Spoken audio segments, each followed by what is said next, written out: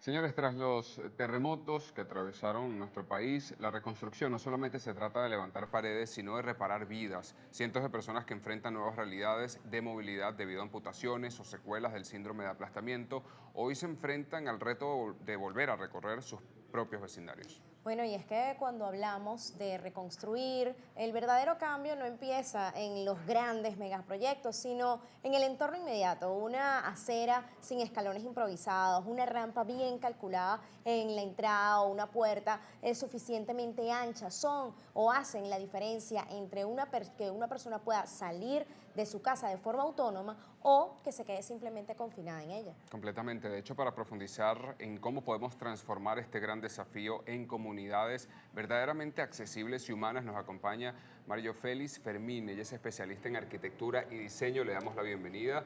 Y bueno, hablar precisamente no sobre cómo reconstruir los edificios, sino ahora cómo reconstruir los espacios y las comunidades para que sean accesibles para personas que en este caso, bueno, quedaron afectadas, ¿no? Claro, que tienen una Físicamente. discapacidad. Sí, bueno, muchísimas gracias por la invitación. Bueno, realmente se nos está presentando una oportunidad para poder planificar la ciudad.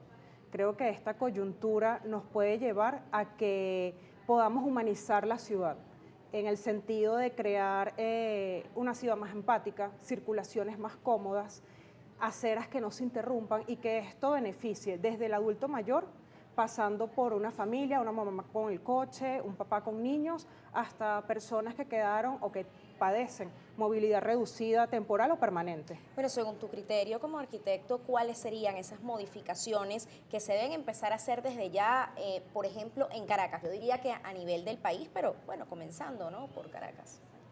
Mira, importantísimo, aceras continuas, cruces seguros, rampas bien calculadas y conectividad a nivel de circulaciones, que sea fácil para la persona desplazarse por la ciudad y como te dije antes, o sea, independientemente a qué grupo pertenezcas, puede ser el adulto mayor que necesita independencia o la persona que necesita facilidad de desplazamiento, en este caso las personas de movilidad reducida.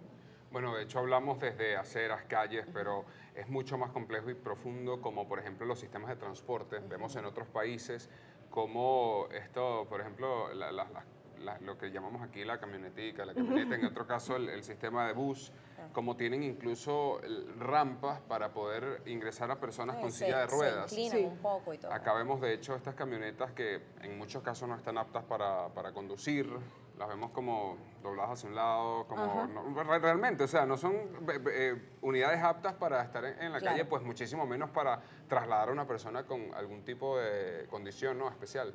Sí, bueno, es que digamos que eso forma parte de la red de comunicación. Darle la facilidad a la persona de que pueda acceder a los sistemas de transporte es algo importantísimo dentro de la planificación urbana.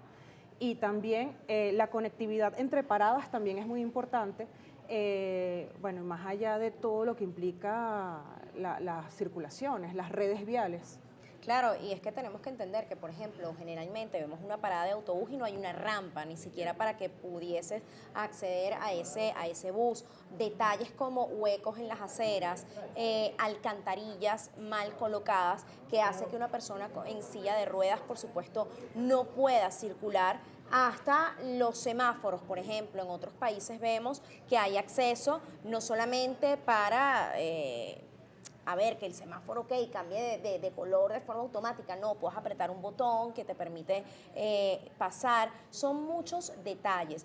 ¿Cuánto tiempo pudiese llevarse en modificar, por ejemplo, un municipio, un área importante de una ciudad para hacerla más viable para las personas con Mira, discapacidad?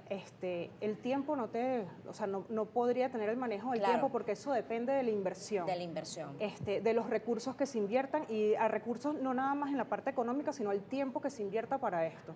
Esto es un proceso paulatino, es algo que debería abordarse por etapas, por Ok. fases. Para facilitar, digamos, para no ir incomodando más aún al peatón mientras que se hacen estos procesos. Pero bueno, la verdad es que tenemos que abordar esos temas. Estamos en el momento para poder recuperar la ciudad empática que necesitamos. Ahora, entendiendo que hay muchas personas damnificadas, sin viviendas, Este proyecto sabemos que podría ir a la par de estas construcciones de viviendas o piensas que pues, las autoridades darían prioridad al tema de construcción de viviendas o en principio demolición y remoción de escombros de las viviendas que ya fueron afectadas, o si crees que es un proyecto al cual se le podría dar esa prioridad. Esperemos que sí, claro. Bueno, pasan dos cosas, ¿no? Podemos hacer a las adecuaciones de las viviendas, remodelación de las viviendas y adecuarlas a las nuevas realidades. También. Pero no logramos nada con eso si no tenemos conectividad entre las viviendas, escuelas, hospitales y zonas de interés. Entonces, o es un tema que se aborda en paralelo o hay que darle prioridad a la conectividad para poder generarle autonomía e independencia a las personas que quedaron lesionadas o a los adultos mayores que pierden independencia al encontrarse una acera obstruida o no una circulación clara.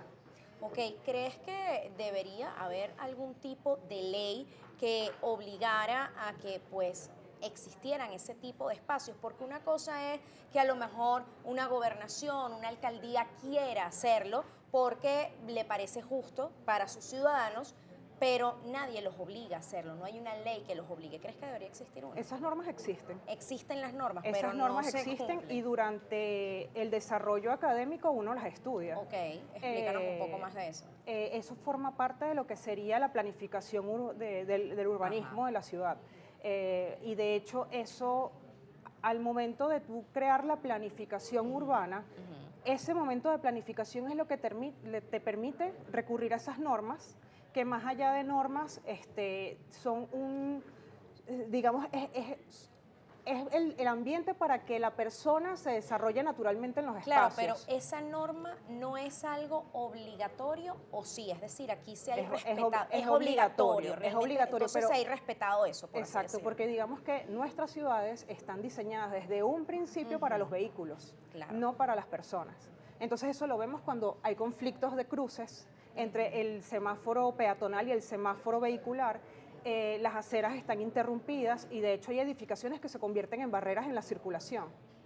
Sí, eso pasa muchísimo. Parece haber una improvisación, ¿no?, en la construcción de la ciudad que data de muchas décadas atrás, Sí. ¿no? O sea, muchísimo tiempo. De hecho, no se planificó precisamente sobre estas necesidades que han sido objeto de enfoque en otros países, sobre todo en Europa, por ejemplo, sabemos que sí existe. Y también, como no es el grueso de la población, pero yo pienso que, entre tanto, un niño únicamente tenga una discapacidad, pues tiene derecho a gozar de todos estos beneficios que le permiten la facilidad. Porque entonces, ¿qué pasa? No, es que son muy pocas personas, ¿no?, que están en... pero eso suena muy egoísta. Así sea una persona, tiene derecho a poder circular. Y ahora con, por supuesto, la tragedia que vive el país, sabemos que hay muchas personas que van a tener una discapacidad de por vida. Entonces tenemos que pensar cuál es el futuro, el presente y el futuro de esas personas, y yo creo que hay que empezar a respetar las normas y a cambiar lo que haya que cambiar necesariamente a partir de ahora. Bueno, hay algo importante que puntualizar, que es que estas normas no están hechas para personas con movilidad reducida. Están hechas para el adulto mayor, el ciudadano normal, el estudiante, porque eso es lo que nos va a permitir que te desplaces de forma cómoda, segura e independiente por la ciudad. Entonces no es algo que está hecho nada más para personas con movilidad reducida. Eso es, o sea, es para el ciudadano común. Exacto, claro. O sea, porque a muchos nos ha pasado que de repente vamos por una acera y tenemos que apartarnos para que pueda pasar la persona que viene enfrente. Claro. O de repente un adulto mayor se limita de poder salir porque no se siente seguro. Ajá. Bueno, es para todos, obviamente, definitivamente. Gracias por acompañarnos y por darnos un poco de luces, ¿no?, con respecto a este tema. Si nos pudieses dar tus redes sociales, por supuesto, para que puedan seguirte. Claro, me puedes buscar en Instagram y TikTok como marifermin.arq. Ok, muchísimas gracias. Sí, vamos a una pausa y ya venimos.